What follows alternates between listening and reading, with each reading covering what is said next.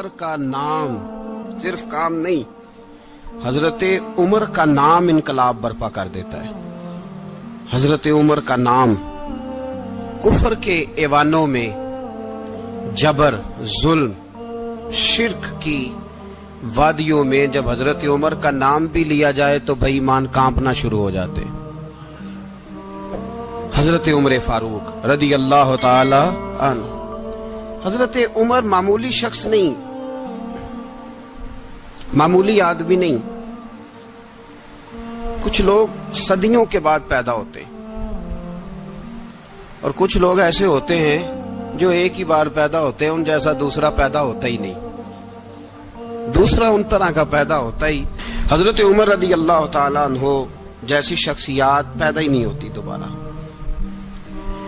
سارے صحابہ در رسالت مآب پہ خود آئے۔ یہ وہ عظیم شخص ہے جسے اللہ کے محبوب نے اللہ سے مانگ کے لیا، کہا اے اللہ یہ مجھے دے دے، اللہ سے مانگ کے لیا ہے۔ اس لیے صوفیاء کہتے ہیں کچھ مرید ہوتے ہیں، کچھ مراد ہوتے ہیں، کچھ مرید ہوتے ہیں، کچھ مراد ہوتے ہیں۔ مرید وہ ہوتا ہے جو چل کے آتا ہے، آ کے مرید ہوتا ہے۔ مراد وہ ہوتا ہے جسے کہا جاتا ہے کہ یہ کبھی میرا بن جائے نا، یہ کبھی آ جائے نا، میرا بن جائے، اس کو مراد کہتے ہیں۔ حضرت عمر مصطفیٰ کریم کی مراد ہیں، حضور کی مراد ہے۔ اللہم اعز الاسلام بے اسلام عمر ابن خطاب، اے اللہ اسلام کو عزت دے دے، میرے عمر کو کلمہ پڑھنے کی توفیق عطا فرما دے۔ اور کیسے دعا مانگی؟ او یار حضرت عمر کی تو اس فضیلت کا کوئی جواب نہیں دے سکتا، میرے رسول پاک علیہ السلام سب کے لیے ہی دعا مانگتے ہیں نا، حضور کی دعا عام ہے، لیکن مصطفیٰ کریم نے کعبے کا غلاف تھام لیا اور غلاف کعبہ کو حضور نے سینے سے لپٹایا اور سینے سے چمٹا کے کہا اے اللہ میں نے تو کبھی سوال ہی زیادہ نہیں کیے، میں کرنے آیا ہوں، مجھے عمر دے دے، عمر دے دے۔ حضور نے مانگ کے لیا۔ اور پھر جب جس کو حضور مانگے اللہ سے کہ حضرت عمر رضی اللہ تعالیٰ عنہ کا آج یوم شہادت ہے، میرا تو دل کرتا تھا کہ فجر سے باتیں شروع ہوں اور سارا دن ہی عمر کی باتیں ہوتی رہیں، سارا دن جناب عمر کی باتیں، سارا دن، اس لیے کہ ذکر جناب عمر کا ہوگا پر راضی اللہ کے رسول ہوں گے صلی اللہ، تو جاگ کے بیٹھے، خوش ہو کے بیٹھے۔ ہمارے ہاں منایا ہی نہیں جاتا، بابے اللہ کی تا ساون بھادروں اسو کتا تے منڈے جنوری فروری، تو اسلامی سال بھی گیا اور وہ تاریخیں بھی ساری گئیں۔ یکم محرم امت مسلمہ کے لیے بہت بڑا دن ہے، بہت بڑا دن، یہ شہادت ہے حضرت عمر فاروق کی رضی اللہ تعالی عنہ۔ یہاں چھوٹی چھوٹی باتوں پہ گورنمنٹ چھٹی کرتی پھرتی ہے، چھوٹی چھوٹی باتوں، الیکشن ہو گیا تو چھٹی، فلاں جگہ پہ تھوڑا سا کسی نے خبر دے دی کہ کوئی پریشانی ہے تو چھٹی، فلاں جگہ یہ ہو گیا تو چھٹی، یہاں تک کہ فلاں وزیر صاحب فلاں علاقے میں آئیں گے تو سارے علاقے کو چھٹی۔ اور اب تو اس سے بڑا حال ہونے لگا ہے، اگر جن لوگوں کی سندھ میں حکومت ہے ان کے لیڈر کا دن آیا تو اس دن چھٹی، اور جن کی پنجاب میں حکومت ہے ان کا دن آیا تو چھٹی۔ ہمارا مطالبہ ہے حکومت پاکستان سے، اگر سر اٹھا کے جینا چاہتے ہو تو یکم محرم کو چھٹی کیا کرو، اگر سر اٹھا کے جینا چاہتے ہو تو یکم محرم کو چھٹی کرو جناب عمر کے دن، اور ملت کے جوانوں کو بتاؤ کہ اگر عزت کی زندگی جینا چاہتے ہو تو اس طرح جیو جس طرح فاروق اعظم جی کے گئے ہیں، عزت اور وقار کی زندگی۔ جمہوریت حضرت عمر سے سیکھنی پڑے گی، حکومت کرنے کے طریقے حضرت عمر سے، رعایا کو سیکھنا پڑے گا کہ امیر کس طرح بنایا جاتا ہے اور امیر کس طرح کے ہوتے ہیں۔ یہاں لوگ ہمیں یورپ کی مثالیں دیتے ہیں، لوگ یہاں ہمیں آ کر کے امریکہ کی مثالیں، انہیں کیا پتا حکومت کیا ہوتی ہے؟ وہ کہتے ہیں جی وہ سائیکل پہ جاتا ہے ان کا حکمران۔ میں نے کہا وہ سائیکل پہ جاتا ہے؟ میرے عمر فاروق مدینے سے مکے گئے تھے تو پیدل ہی حج کرنے چلے گئے، پیدل ہی۔ اور جناب عمر فاروق رضی اللہ تعالیٰ عنہ عید کی نماز پڑھانے گئے، عید کی نماز عمر خطبہ عید دینے گئے۔ اور اس زمانے میں کون سا غریب ہے جو ننگے پاؤں جاتا ہو؟ کون سا غریب ہے جو مسجد ننگے پاؤں جاتا ہو؟ لوگوں نے تو 3 قسم کی چپلیں رکھی ہوئی ہیں، ایک مسجد جانے کی علیحدہ ہے، گھر پہننے کی علیحدہ ہے، شادی بیاہ پہ جانے کی چپل علیحدہ ہے۔ حضرت عمر فاروق رضی اللہ تعالیٰ عنہ نکلے عید کا خطبہ دینے کے لیے، تو بیوی سے کہنے لگے جوتا، اس نے کہا صاحب اتنی دفعہ ٹوٹا ہے اب گانٹھا نہیں جا سکتا، اتنی دفعہ ٹوٹا ہے کہ اب دوبارہ پیمند نہیں لگ سکتے۔ تو حضرت عمر کہنے لگے چل کوئی حرج نہیں، بغیر جوتے کے ننگے پیر ہی چلتے ہیں، کوئی حرج نہیں۔ تو کہنے لگے لوگ کیا کہیں گے؟ فرمایا چپ کر، لوگ جس دن عمر نے یہ دیکھ لیا نا لوگ اس کے بارے میں کیا کہتے ہیں، اس دن عمر نہیں رہے گا۔ تو کہا پھر آپ کا نظریہ کیا ہے؟ فرمایا میرا نظریہ یہ ہے کہ رب رسول میرے بارے میں کیا کہتے ہیں، لوگوں کا کیا ہے؟ لوگ کل کسی کے بارے میں کچھ کہتے ہیں اور پرسوں کچھ کہتے ہیں، میرا نظریہ یہ ہے کہ رب رسول میرے بارے میں ننگے پیر عمر جا رہے ہیں۔ کون جی؟ میں بڑا ماڑا۔ اچھا جناب، کیا غربت ہے؟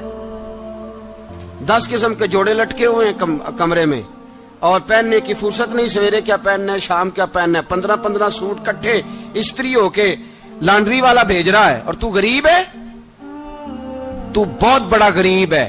اس لیے کہ غربت پیسوں کی وجہ سے نہیں ہوتی، غربت تو دل کی ہوتی ہے۔ تو واقعی بڑا غریب ہے اور تو غریب ہی رہے گا۔ امیر تو عمر فاروق تھے جو ننگے پاؤں چلے گئے عید کی نماز پڑھانے، تو رستے میں جو ملا کہنے لگا عمر جوتا تو پہن لو۔ فرمایا تمہیں عمر کا جوتا نہ پہننے کا نقص تو نظر آیا ہے، کوئی حرج نہیں، اگر عمر کو کبھی بتانا ہوا تو وہ والا نقص بتانا جو عمر کی سیرت میں پیدا ہو، کردار میں پیدا ہو، وہ والا نقص بتانا، یہ چھوڑو جوتے آتے جاتے رہتے۔ ننگے پاؤں گئے، پاؤں دھوئے، نماز پڑھائی، لوٹ آئے۔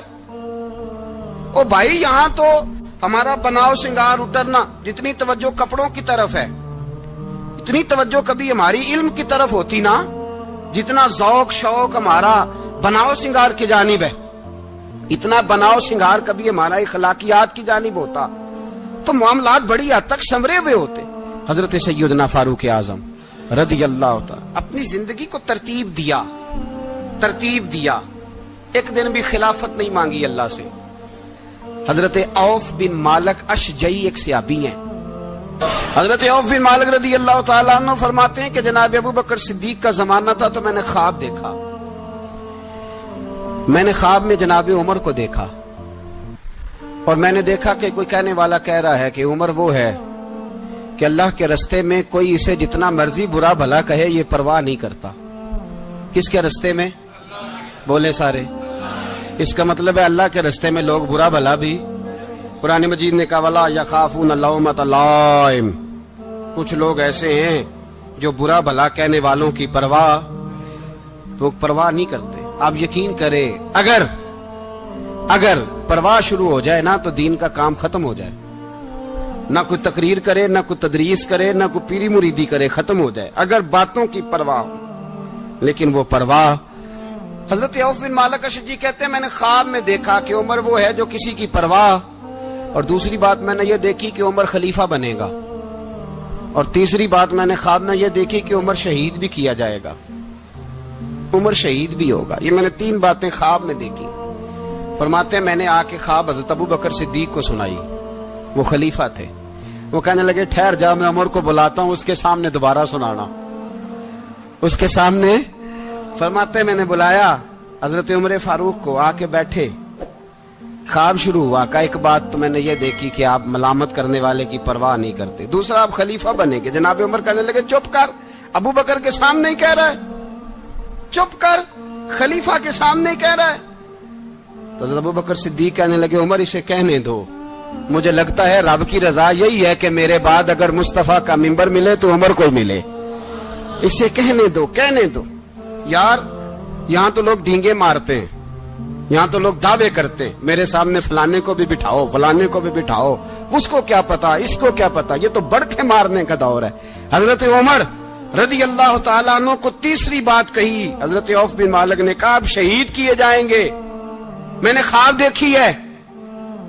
نیک لوگوں کے خواب بڑی حد تک سچے ہوتے ہیں، کہا میں نے خواب دیکھی ہے۔ تو حضرت عمر کہنے لگے شہید تو دلیر لوگ ہوتے ہیں، شہید تو دلیر، جسے سارا زمانہ دلیر کہہ رہا ہے وہ اپنے بارے میں کیا کہہ رہے ہیں؟ کہتے ہیں شہید تو دلیر، میں تو کاہل سا آدمی ہوں، سست آدمی ہوں، میں تو اتنا کام ہی نہیں کرتا، تو یہ خواب تو نے جو دیکھا ہے نا फिर से देखना।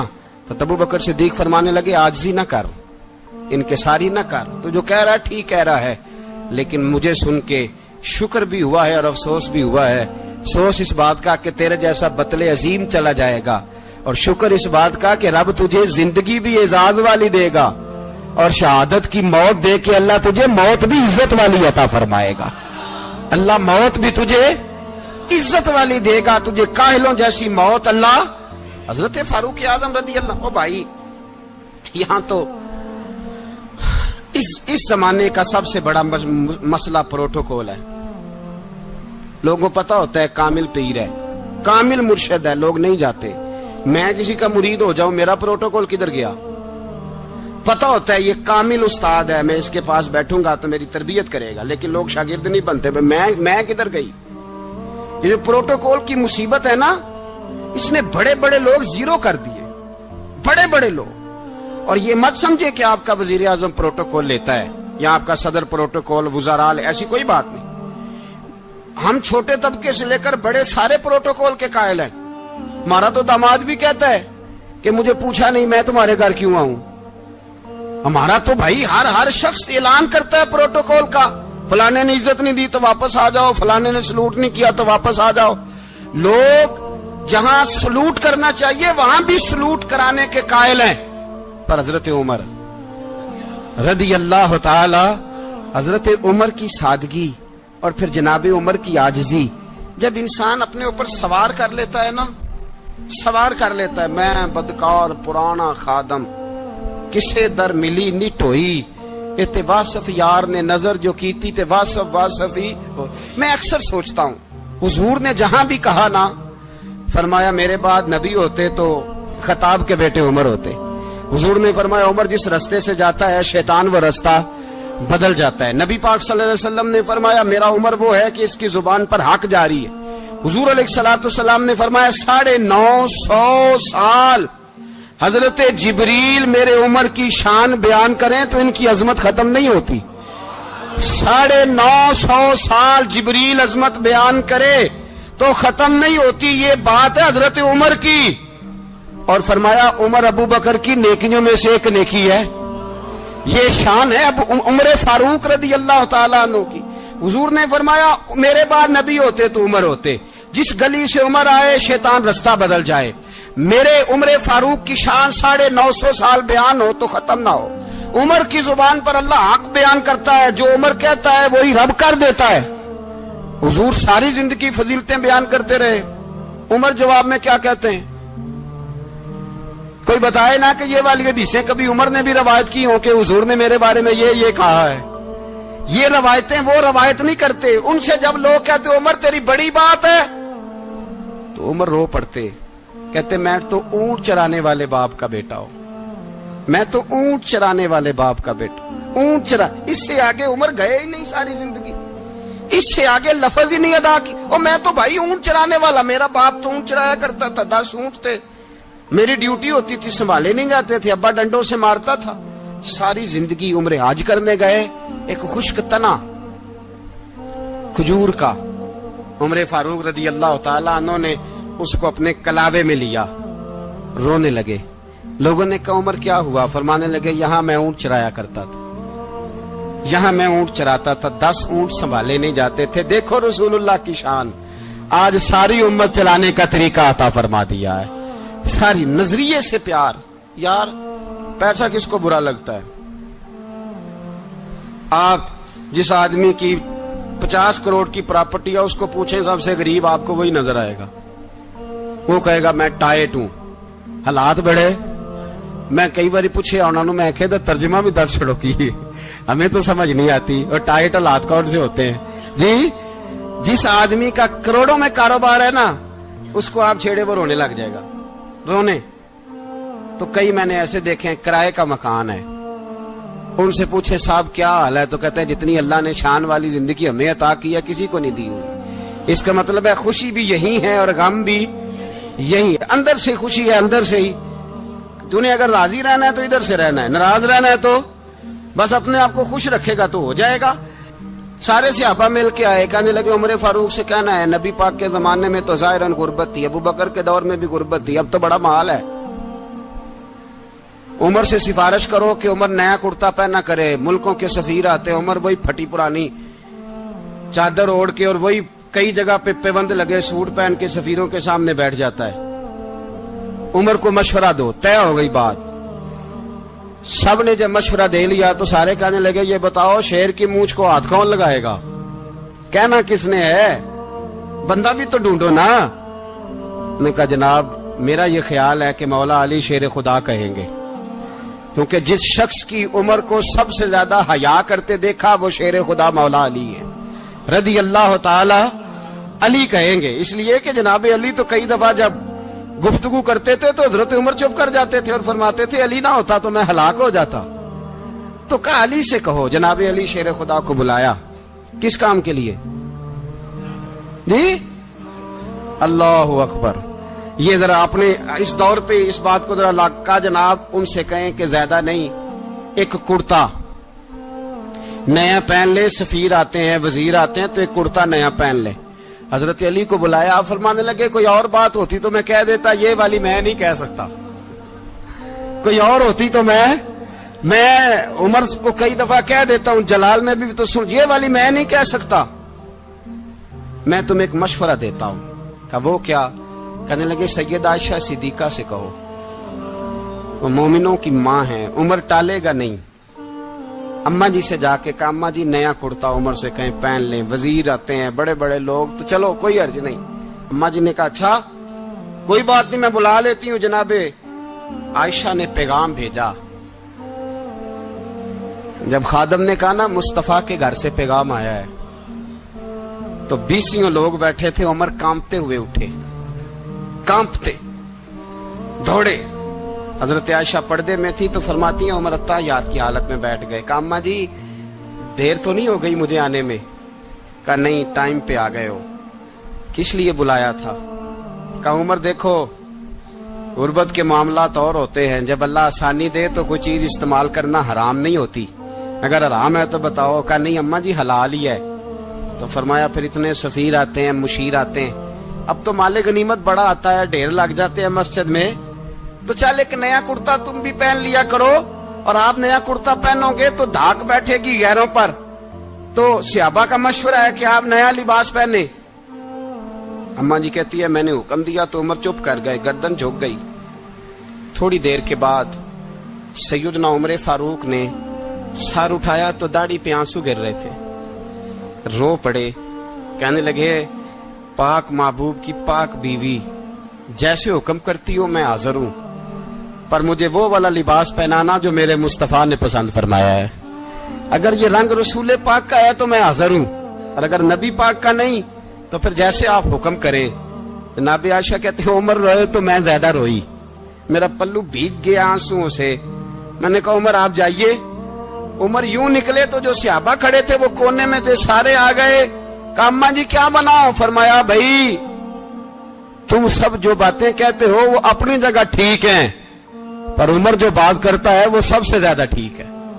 عمر جس پہلو پر بات کرتا ہے وہ یار ایسی عاجزی, ایسا رنگ, ایسا انداز, ایسا طرز حیات, ایسی زندگی. اولاد کے معاملے میں لوگ بزدل ہو جاتے ہیں, بزدل. پر حضرت عمر کا بیٹا مصر گیا, وہاں سے کمائی کر کے لایا, تجارت کرنے گیا, لاکھوں کا مال. کون سا باپ ہے دنیا میں جس کا بیٹا باہر سے پیسے لے کے آئے تو ابا تفصیل پوچھے کہ بیٹا کہاں سے کمائے, کہاں سے لایا, کتنے ملے, کیوں آئے؟ کون سا باپ تفصیل پوچھتا ہے؟ ابا تو کہتا ہے لا صحیح, اور تعریفیں کرتا ہے میرا بیٹا بڑی کمائی کرتا ہے. کبھی پوچھا ہے اس سے کہ ڈیوٹی صحیح دیتا ہے کہ نہیں؟ کبھی پوچھا ہے کہ تو ایمانداری کی روزی لاتا ہے کہ حرام کی کماتا ہے؟ یہ باپ کی ذمہ داری ہے, یہ اماں کی ذمہ داری ہے. پھر کہتا ہے بیماری کیسے آ گئی, پریشانی کیسے آ گئی, تو نے کبھی سوال کیا اپنی اولاد سے؟ حضرت عمر فاروق رضی اللہ تعالیٰ عنہ کا بیٹا مصر سے پیسے کما کے لایا تو جناب عمر نے بلایا, فرمایا بیٹے اتنی تو تیرے پاس راس ہی نہیں تھی, تھوڑے سے تو پیسے لے کے گیا تھا, اتنی کمائی کیسے ہو گئی؟ اتنے تو پیسے نہیں تھے صاحب, کہاں سے کمائی لائے؟ اس نے کہا ابا جی وہ جو میرے چچا ہے نا مصر کے گورنر, آپ کے دوست, انہوں نے میری مدد کی ہے. فرمایا جتنے لوگ گئے تھے سب کی ہے مدد اس نے؟ کہا نہیں صرف میری کی. فرمایا تیری کیوں کی؟ تیری کیوں کی؟ کہا حضور آپ کے دوست ہیں. فرمایا چپ کر. حضور انہوں نے مجھے اتنے پیسے دیے, میں نے کاروبار میں ڈالے تو نفع آیا تو میں ان کی رقم دے کے. فرمایا خاموش ہو جا. باقی جتنے لوگ گئے تھے سب کی مدد کی اس نے؟ کہا نہیں حضور صرف میری کی. فرمایا اس نے تیری مدد نہیں کی, اس نے خلیفہ کے بیٹے کی مدد کی, اس لیے کہ وہ خلیفہ کو اپنے حق میں نرم کر سکے. فرمایا آدھا مال تیرا ہے, آدھا مال غنیمت کا ہے, مال خزانہ کا ہے, مسلمانوں کا ہے, اس لیے کہ تو جو وہاں سے مال کما کے لایا ہے وہ اپنے باپ کے خلیفہ ہونے کی وجہ سے کما کے لایا ہے, لہذا رکھ ادھر. یہاں کہتے ہیں کدھر سے آیا, کیسے آیا, کون سا حساب دیں, کیا کریں. او بھائی حضرت عمر رضی اللہ تعالیٰ عنہ کا اپنی اولاد کے بارے میں یہ رنگ ہے.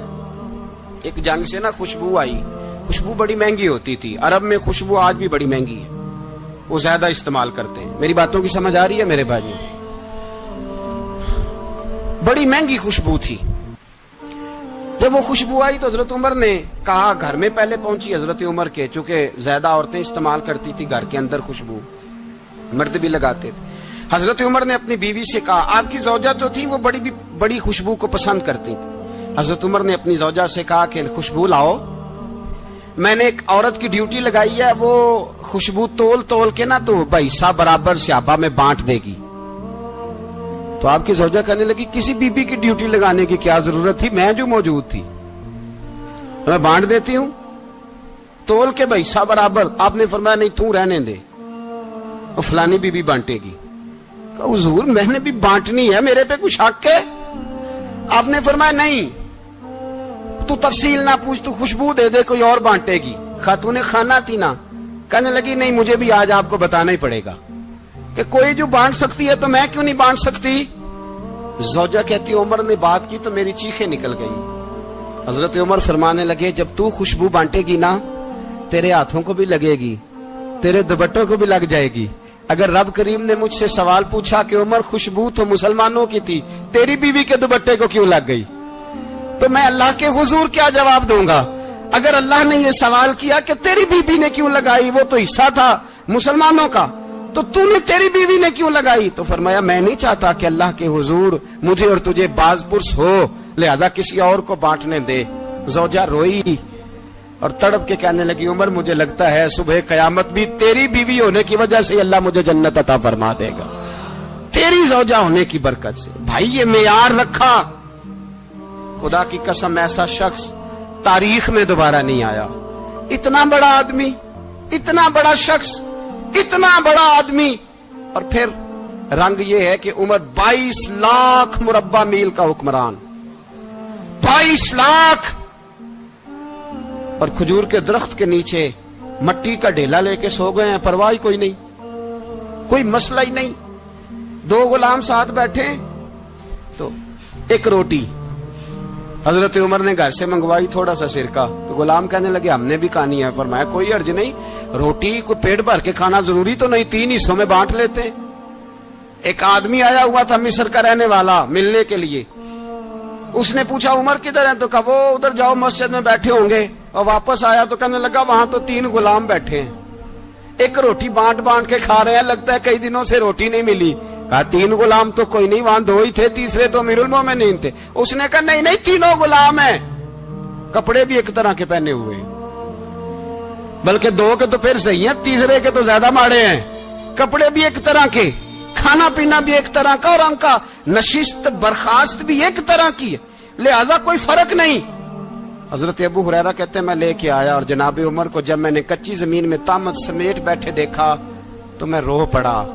میں نے اس مصر سے آنے والے کو کہا تو اس کے جلوے دیکھ, اگر اس کی ذات میں اتنا حسن ہے تو محمد عربی کا مقام کیا ہوگا. یہ مقام غور ہے, مقام غور. اور اہل بیت نبو, یہ بات میں پہلے بھی کرتا ہوں, آج پھر کرنا ضروری سمجھتا ہوں. اہل بیت کا پیار سن لو کان کھول کے, اہل بیت کا پیار اگر ہمیں کسی نے سکھایا ہے تو سیدنا عمر فاروق نے سکھایا ہے. اہل بیت نبوت کی محبت اگر کسی نے سکھائی ہے تو کس نے سکھائی ہے؟ بول کے بتائیے. حضرت عمر نے. اہل بیت کا پیار ہمیں حضرت عمر نے بول کر کے سکھایا ہے. بھائی یاد رکھیں, کسی کی طاقت نہیں تھی دم مارنے کی حضرت عمر کے سامنے, طاقت ہی نہیں تھی. कैसर और किसरा कांप जाते थे, जुर्रत ही नहीं करते थे हजरत। और हमारे तो तल्लकात बड़े हैं ना गैरों से। हजरत अबू मूसा अशअरी रदी अल्लाह ताला अन्हु फरमाते हैं, मेरा मुंशी ईसाई था, वो कातिब कहते थे वो लोग, मेरा हिसाब किताब ईसाई था। तो फरमाते हैं एक दिन मैंने वो सारा हिसाब किताब लेन देन के हजरत उमर को दिखाया, तो फरमाने लगे जिसने लिखे हैं उसको बुलाओ। कहने लगे जरूर मस्जिद नहीं आ सकता। क्यों नहीं आ सकता? कहने लगे वो ईसाई है। कहते हैं हजरत उमर जलाल में आ गए। आप फरमाने लगे जिन्हें रब दूर करता है तुम क्यों करीब करते हो, जिन्हें अल्लाह दूर करता है। फरमाया तुम गैरों को अगर ओहदे दोगे तो अपनों का क्या बनेगा? अगर तुम गैरों को ओहदे दोगे तो अपनों का। ये सोच है जो आज बर्मा के मुसलमानों के लिए भी जरूरी है। कहा अगर तुम गैरों को ओहदे दोगे तो अपनों का। हमने गैरों को ओहदे दिए तो देखा ना अपने किस तरह काटे जा रहे हैं। गैरों को जो ओहदे दे दिए जराने सारे गैरों से, रोज दावा होता है चीन हमारा सज्जन है, चीन हमारा दोस्त है। ओ भाई दोस्त है तो उससे कहो ना कि बर्मा तो तुम्हारी एक छोटी सी रियासत है, चीन के बगैर तो वो सांस भी नहीं ले सकता। उसको कहो ना उस हुकूमत पे दबाव डाले। लेकिन हम लोगों ने गैरों को ओहदे दिए तो अपने पिस गए।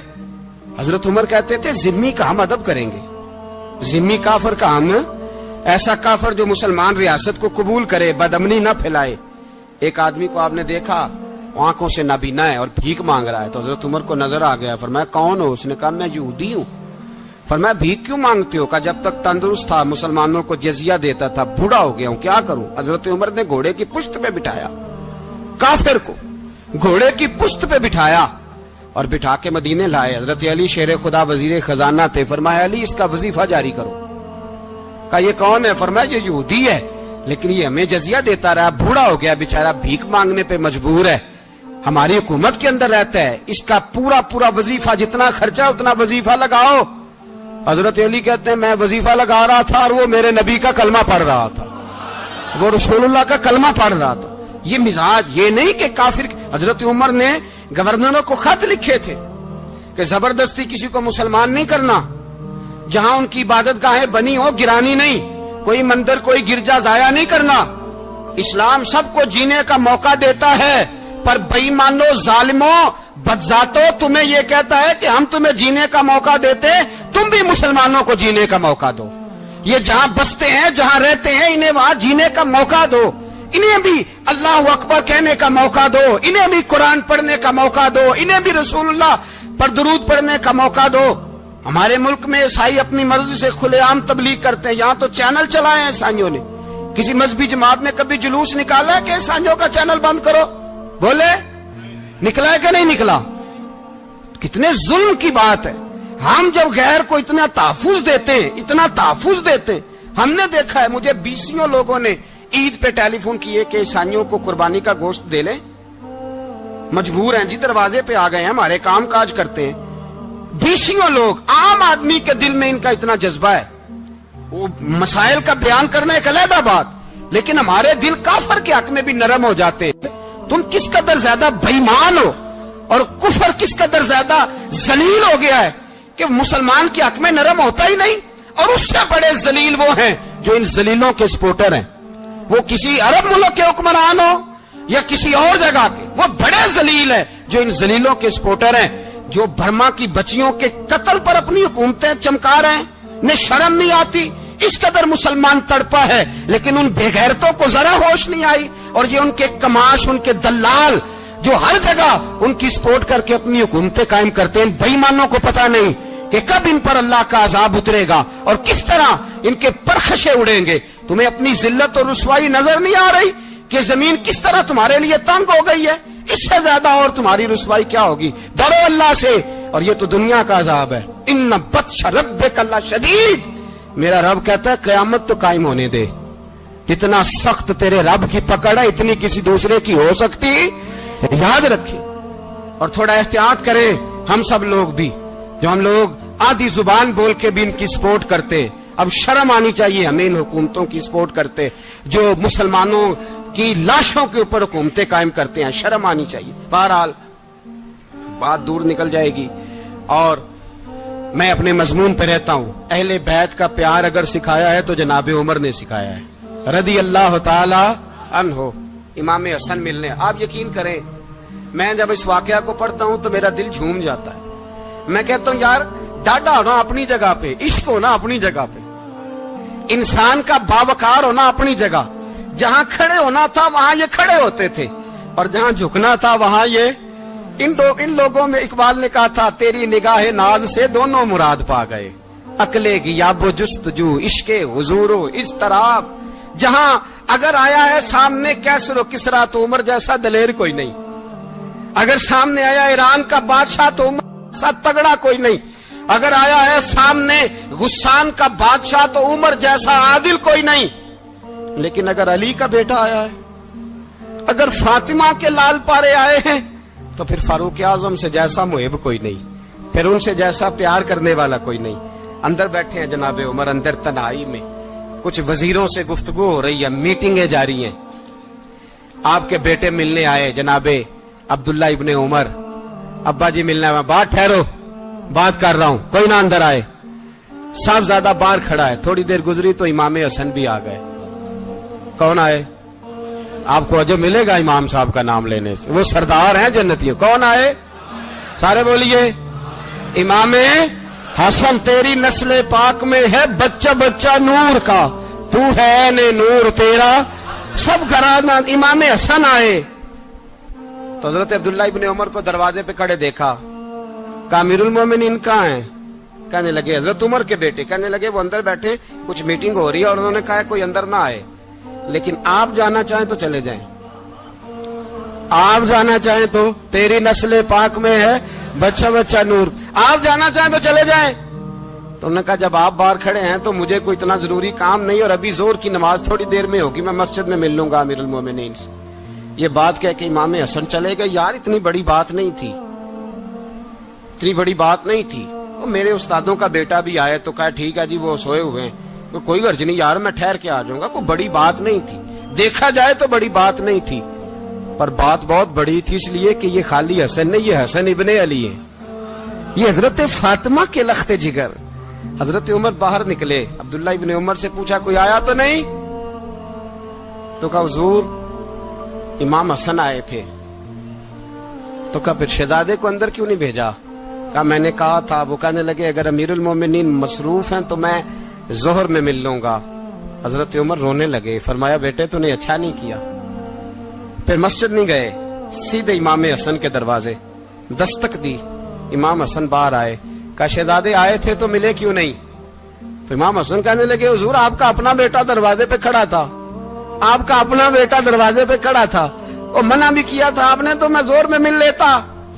حضرت امام حسن فرماتے جوش جذبات میں جناب عمر نے سر سے پگڑی اتار دی, جوش جذبات میں.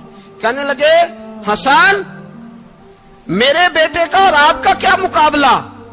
کیا اس کی ماں کا نام فاطمہ الزہرا ہے؟ کیا اس کی نانی کا نام ختیجۃ الکبریٰ ہے؟ کیا اس کے نانے کا نام محمد مصطفیٰ ہے؟ آپ کا اور اس کا کیا مقابلہ؟ پھر رو پڑے اور کہنے لگے بیٹے میں مکے کے صحراؤں میں اونٹ چرایا کرتا تھا, یہ جو میرے سر پر عزت کے بال ہیں یہ تیرے نانے کے اگائے ہوئے. میں مکے کے خبردار شہزادے خبردار. او بھائی اہل بیت نبوت کے ادب کا رنگ اگر سکھایا ہے تو سیدنا عمر نے سکھایا ہے. حضرت عمر فاروق اتھارٹی ہے, اسلام کی اتھارٹی. یکم محرم حضرت عمر کی شہادت ہے. یہودی بول اٹھا, کافر بول اٹھا. اگر 6 مہینے عمر دنیا میں اور رہتے تو دنیا میں کوئی کافر موجود نہ ہوتا. 6 مہینے. اور جب اس بطل جلیل کا جنازہ اٹھا, اللہ بخاری پڑھیے نا, اللہم ارزقنا شہادت فی سبیلک, اللہ بسترے کی موت نہ دینا, شہادت کی دینا. عمر شہید ہوئے, مسجد نبوی میں نماز پڑھاتے, اور جب جنازہ اٹھا تو مدینے کا پھر پیچھے جو دلیر بچے وہ مولا علی تھے. مولا علی جناب عمر کا جنازہ اٹھا تو سب سے پہلی ہائے جو نکلی وہ حضرت علی کی زبان سے نکلی, اور حضرت علی ساری داڑھی آنسوؤں سے بھر گئی. لوگوں نے کہا کہ علی کیا ہوا؟ فرمانے لگے تم دیکھ نہیں رہے جنازہ کس کا اٹھا ہے, پلٹ کے دیکھو تو صحیح, تم پتہ نہیں یہ کون گیا ہے. کہ حضور کیا ہوا؟ آپ فرمانے لگے عمر اس طرح کے کام کر کے گیا ہے, اب ان کے رستوں پہ کون چلے گا؟ कौन इसके जिगर राहे वफा में, मैं नक्श ऐसे छोड़ आया हूं, मैं जिस मंजिल से गुजरा हूं वो अब तक याद करती है। हजरत अली हजरत उमर के जनाजे पे खड़े होकर कहते हैं, अल्लाह मुझे उस तरह के अमल करने की तौफीक दे जिस तरह की उमर करके गया। मेरे भाई बतले अजीज बतले हुर्रियत हजरत उमर रदी अल्लाह ताला अन्हो, जो अपनी जिंदगी इनकलाब वाली गुजार के गए। उमर जब दुनिया से गए तो 80 दिनार का कर्जा था, 22 लाख मुरब्बा मील का हुक्मरान। पर अपने बेटे से कहने लगे, बेटे कोशिश करना तेरे खानदान वाले मिलके मेरा कर्जा उतार दे, मेरी कब्र पे बोझ ना रहे। और अगर खानदान वाले मदद न करें तो मेरे दोस्तों से बात करना, वो मदद न करें तो फिर अली से बात करना। इनका प्यार आपस में इतना और तू इख्तलाफ साबित कर रहा है। 80 दिनार का कर्जा छोड़कर हजरत उमर दुनिया से गए और जाती दफा कह गए, मेरे बाद मेरे बच्चों को हुकूमत के मशवरे में भी शामिल ना करना, हुकूमत के मशवरे में भी मेरी औलाद शामिल ना हो। इतना बड़ा शख्स इतना बड़ा रंग दे के यकम मुहर्रम को जब उम्र फारूक का विशाल हुआ तो बेटे से कहने लगे, अम्मा आयशा से जाके कहो मेरा भी नबी पाक के रोजे में दफन होने को दिल करता है। एक कब्र की जगह है अम्मा जी ने अपने लिए रखी है, बुखारी है बुखारी। हजरत आयशा के पास साहबजादे गए, कहने लगे, अम्मा जी उमर को जख्म लग गया है, हालत बड़ी परेशानी वाली है। वो कहते हैं अगर अम्मा इजाजत दे। सैयद आयशा रो पड़ी, फरमाने लगी कि वो अपनी कब्र की जगह तो नहीं ना किसी को देता। पर उमर ने कमाल ही बड़ा किया, उसे कहो जाओ गुंबद खजरा में कयामत तक जो मुस्तफा पे और अबू बकर पे सलाम पड़ेगा वो तुझ पे भी सलाम पढ़ के जाएगा, जाओ मैंने जगह दी।